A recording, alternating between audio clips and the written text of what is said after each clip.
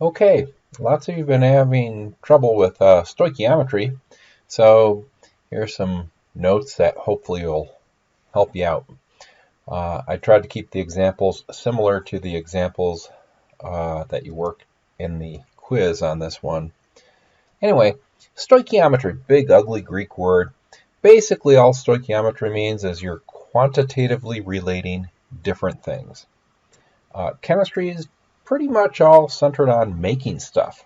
Chemists make things in reactions, and as you all know, you go from reactants and you turn reactants into products. So when we say we are quantitatively relating different things, given a certain amount of reactant, how much product can you make?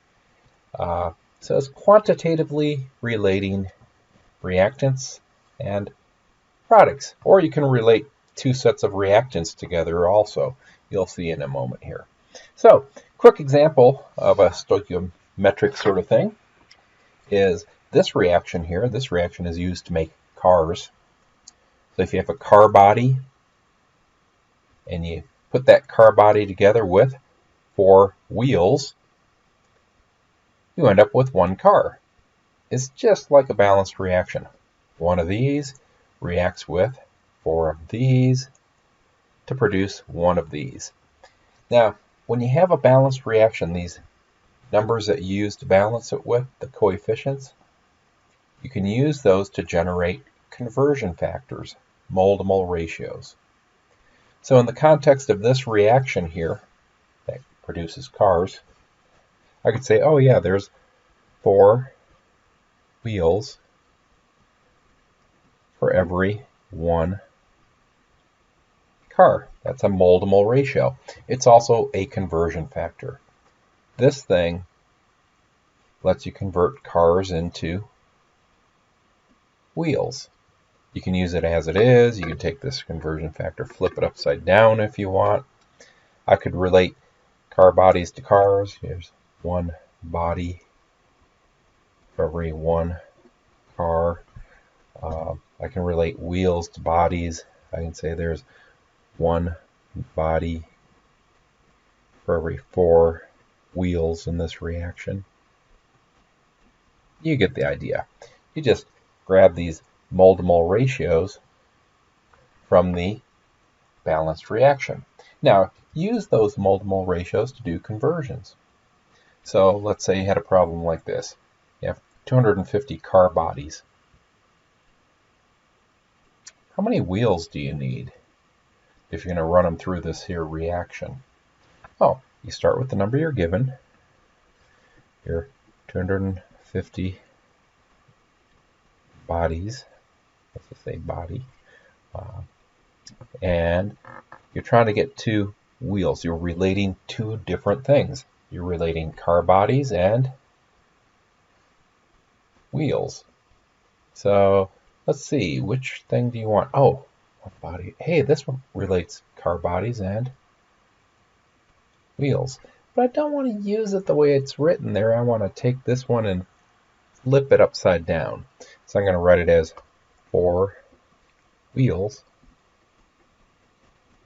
for every 1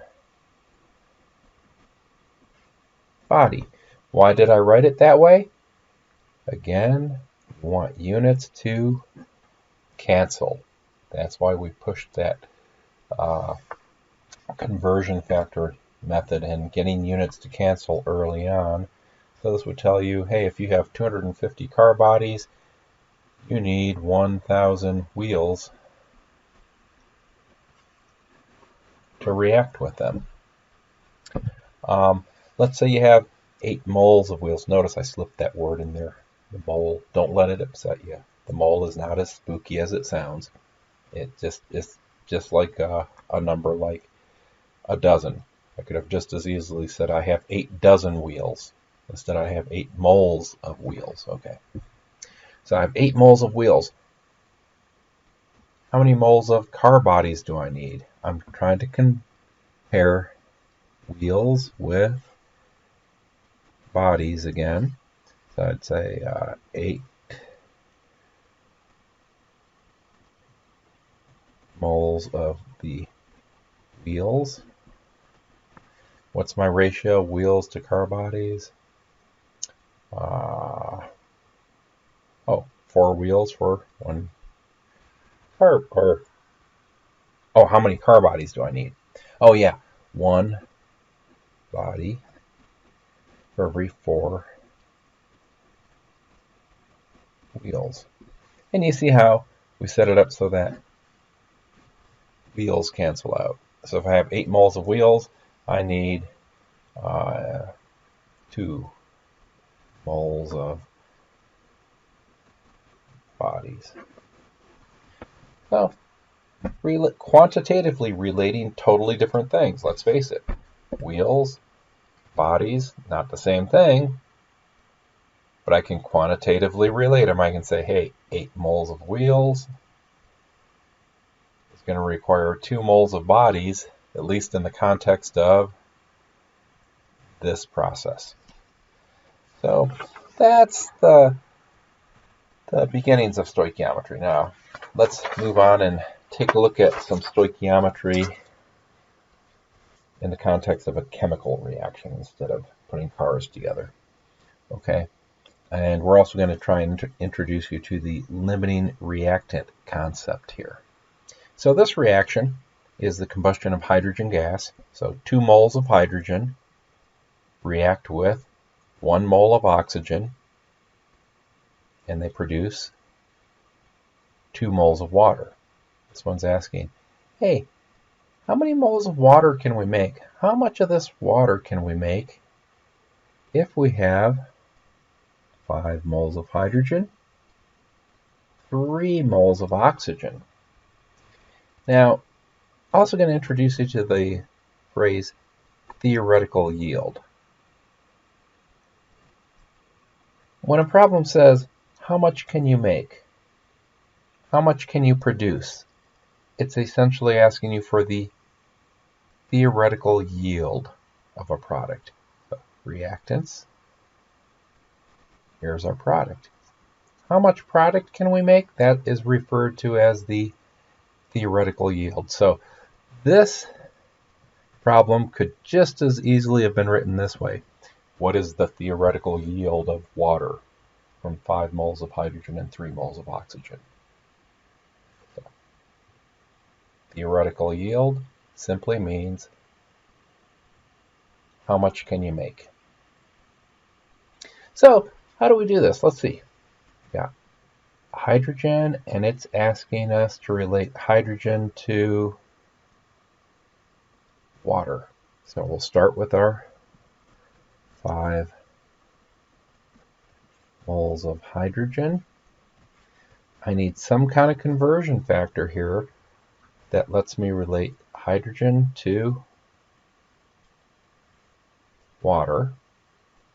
Clearly I want to get rid of hydrogen. I want hydrogen here to cancel hydrogen here, right? So it's going to be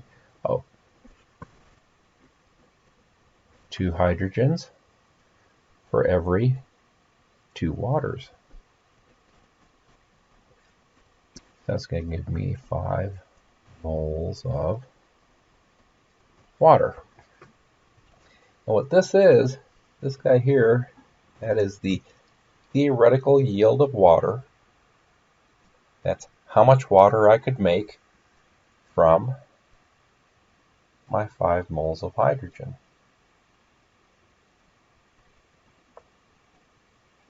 But the problem says I got 5 moles of hydrogen, 3 moles of oxygen. I better see how much I could make from the oxygen. So I'd take my 3.00 moles of oxygen. And again, it's asking about water. So I want to convert oxygen into water. I'd say, I get 2 waters for every 1 oxygen, because there's no number here. You assume that coefficient's a 1. So 1 oxygen for every 2 waters. 1 oxygen for every 2 waters. So that tells me, hey, I have enough oxygen to make 6 moles of water. That's my theoretical yield of water from oxygen. This is my theoretical yield of water from hydrogen. I have 2 different theoretical yields here. They can't both be true. They're not both correct. In problems like this, the correct theoretical yield is always the smallest. So the correct theoretical yield is 5 moles of water. And that correct theoretical yield came from the limiting reactant. In other words, I only had enough hydrogen to make this much water. That's the most I can make. Some people really have trouble with this limiting reactant concept. If you're having trouble with it, let's go back to our real simple reaction, our car bodies and wheels getting together to make cars. You have 5 car bodies and 8 wheels. What's your theoretical yield of cars? 5 bodies, 1 car for every 1 body gives you 5 cars. You have 8 wheels. What's your ratio? Wheels to cars. Oh, yeah. 1 car for every 4 wheels. You got enough wheels to make 2 cars. So you have 2 reactants, car bodies and wheels. Car bodies and wheels. You have enough car bodies to make 5 vehicles. You only have enough wheels to make 2. What's the correct theoretical yield? 2. The smallest is the correct theoretical yield. The limiting reactant is the wheels. Yeah, you have plenty of car bodies, but you only have enough wheels to slap together 2 cars. The wheels are your limiting reactant. So what is the limiting reactant? The wheels. You only have enough wheels to make 2 cars. Those wheels are the so-called limiting reactant. Okay, let's do a little bit more here. What we just did is we were doing stoichiometry with moles. Stoichiometry is super easy if you have moles of each reactant. This reaction here, this is the combustion of gasoline. C8H18 is the major component in your gas tank. So when you're driving down the road, you're taking this chemical called octane. 2 moles of octane get together with 25 moles of oxygen, and they produce 16 moles of carbon dioxide and 18 moles of water. So our problem here says, how many moles of water are produced when 11 moles of oxygen react? Real simple stoichiometry. Again, stoichiometry is relating different chemicals. It's asking to relate oxygen and water. Moles of water. There. Relate those 2 chemicals. So they gave us a number to start with. 11 moles of oxygen.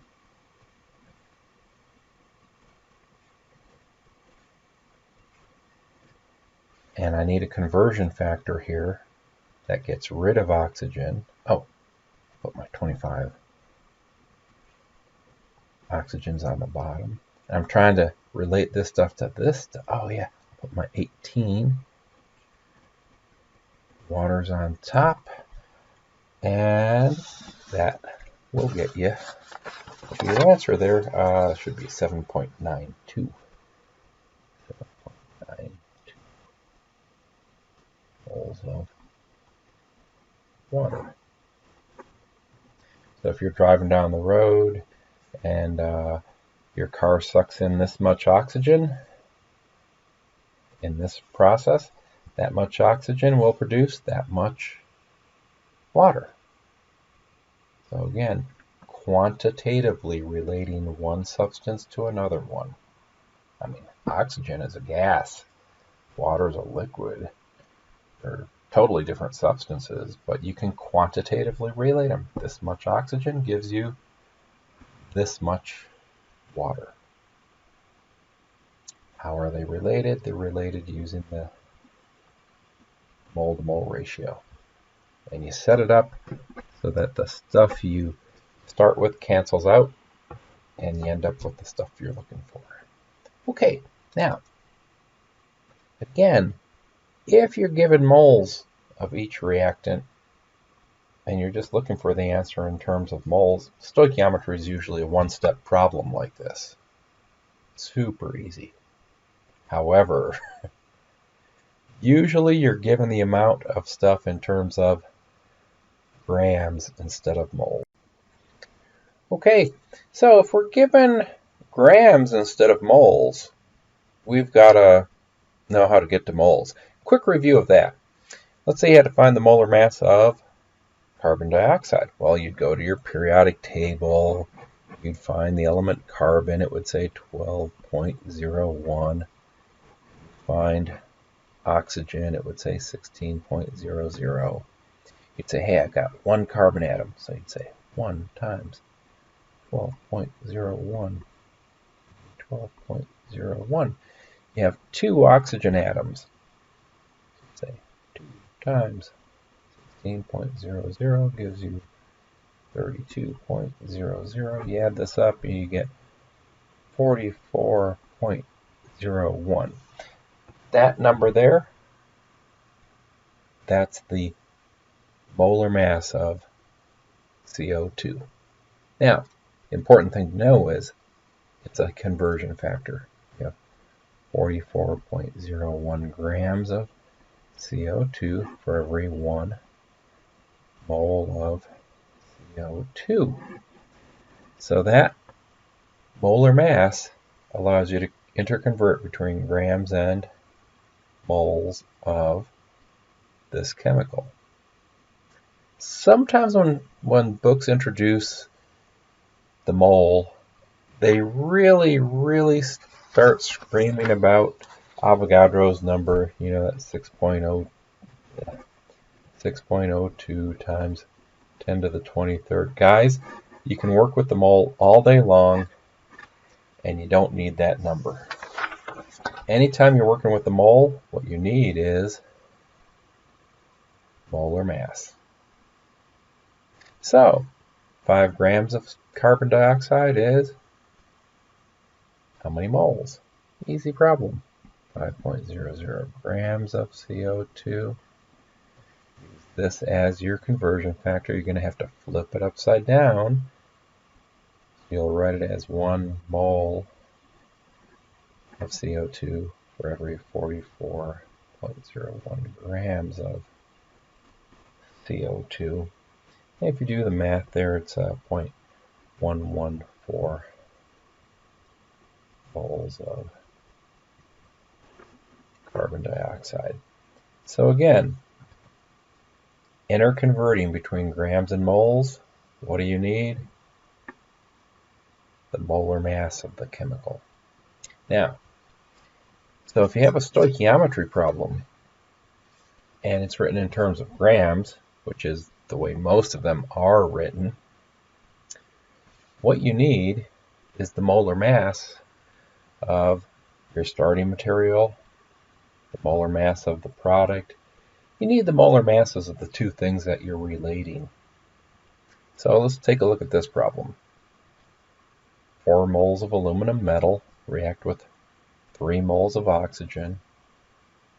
They produce 2 moles of aluminum oxide. And it's asking how many grams of aluminum, so how many grams of this are needed to react with 14 grams of oxygen. So you're relating these two substances. You know what? You better find the molar masses of those. So grab your periodic table. You see aluminum here is 26.98. This guy's 26.98. That's his molar mass. Oxygen is going to be 32.00. You need those two molar masses because you're dealing with those two substances. So you want to start this one with your 14 grams of oxygen. So you'll do your 14.0 grams of oxygen. Hey, what are you going to do with that number? If you have grams of a chemical, trust me, your first step in Gen Chem, if we give you grams, change grams into moles. How are you going to do that? Oh yeah, that's 32. That's 32 grams of oxygen for every 1 mole of oxygen. So you're going to write 1 mole of O2 on top, 32 grams of O2 on the bottom. So you get grams of O2 here, grams of O2 there. Those units cancel. So that gets you into the unit of moles of oxygen. But the problem wants you to find a different chemical, aluminum. How are they related, these two chemicals? Oh, that mole to mole ratio. 4 aluminums for every 3 oxygens. 4 of these for every 3 of these. Oxygen gets canceled out. That gets you up to moles of aluminum. Finally, to get to grams of aluminum, 26.98 grams of aluminum for every 1 aluminum. And if you crunch it out here, it's going to be 15.7.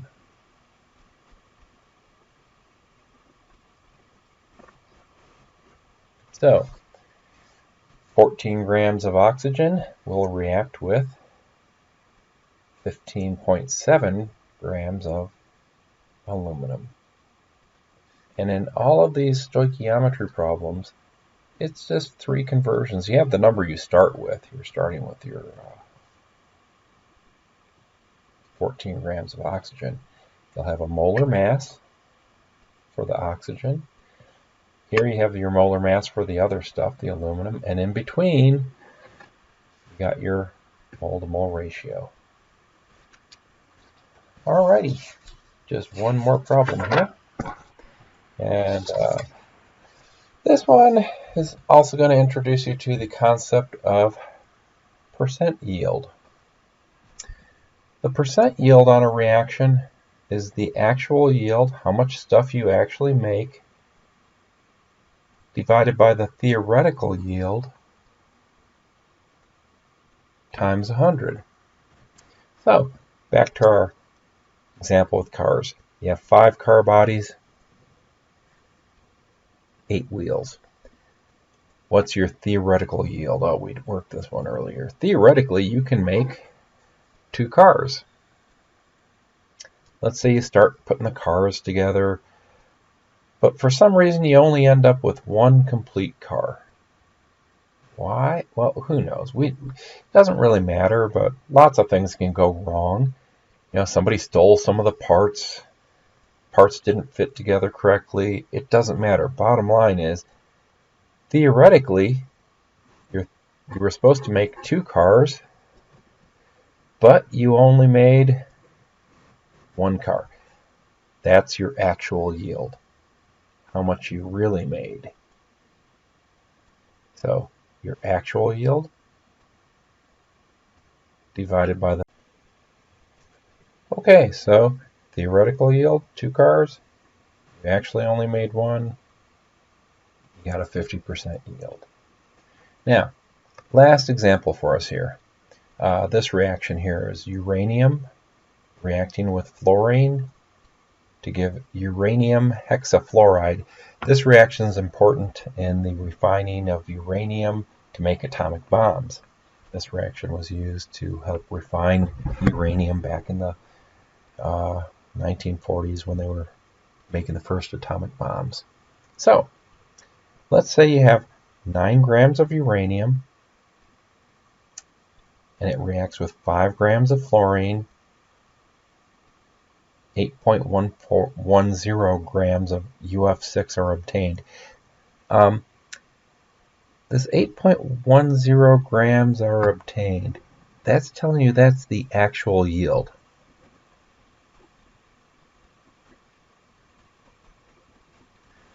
When people have trouble with theoretical yield, I've noticed it's because we write problems saying like 8.10 grams are obtained, or 8.10 grams are produced, or 8.10 grams are isolated.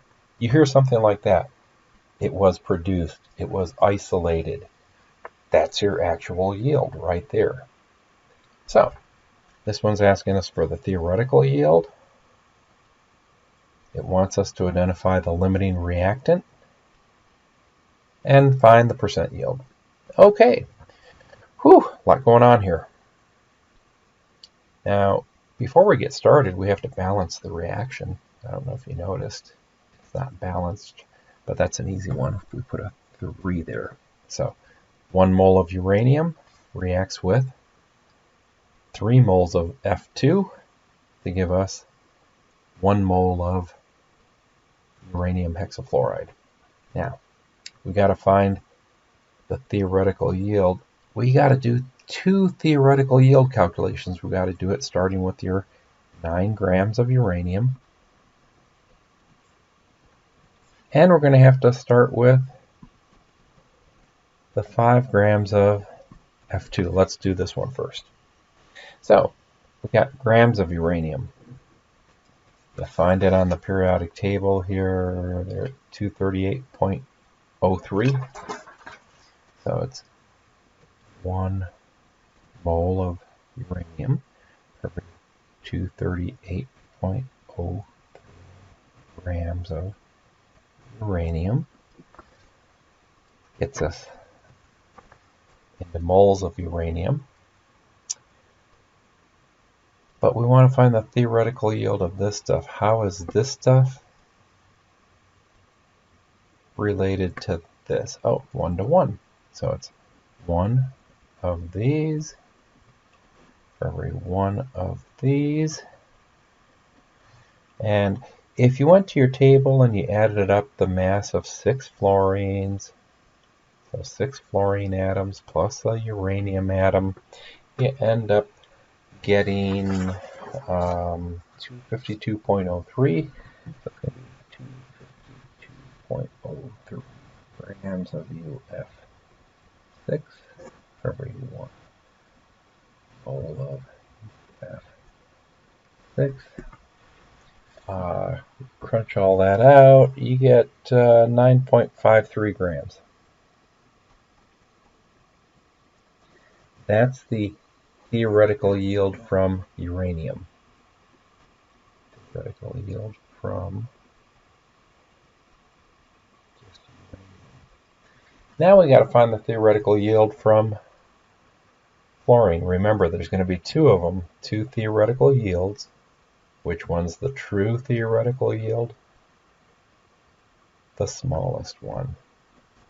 So we'd say there's 1 mole of F2 for every 38 grams of F2. How did I know that? Oh, I went to the table. Fluorine is 19. So F2 is going to be 2 times 19. That gets rid of grams of fluorine. My mole to mole ratio, one of these for every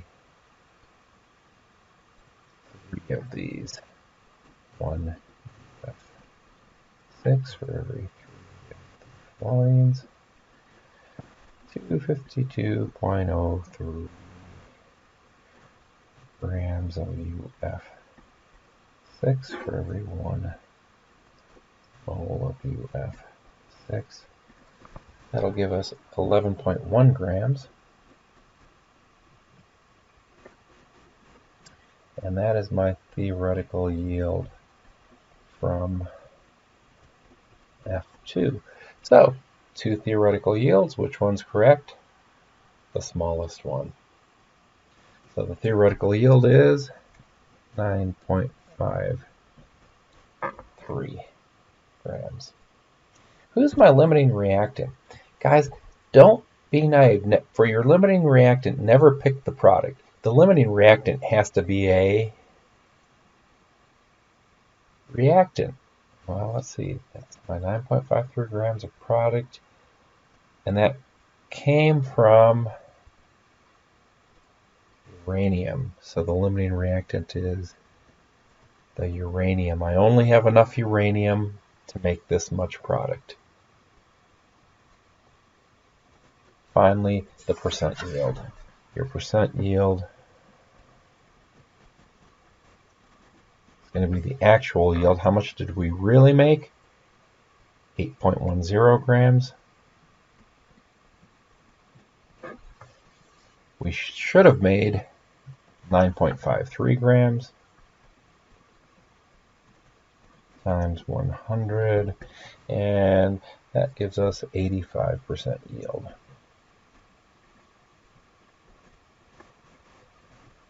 Whenever you run a reaction and make something, you always calculate a percent. It kind of tells you how well you did or how effective your procedure was.